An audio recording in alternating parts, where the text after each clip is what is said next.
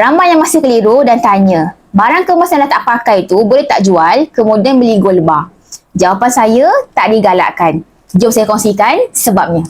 Kalau kita jual barang kemas untuk beli gold bar, sebenarnya kita rugi 2 kali spread. Yang pertama, spek barang kemas. Kebiasaannya spek barang kemas ni 25 hingga ke 40%. Yang kedua, spread gold bar baru. Kita akan kena lagi spread bawah 10%.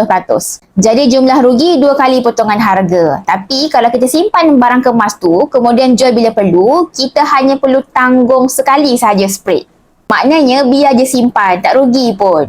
Nilai emas tu pasti akan meningkat bila harga naik. Kalau nak tambah simpanan emas, jangan jual barang kemas. Tapi tambah simpanan dalam bentuk gold bar ataupun dinar macam ni dengan cara menabung sahaja dalam akaun emas Gap Public Gold.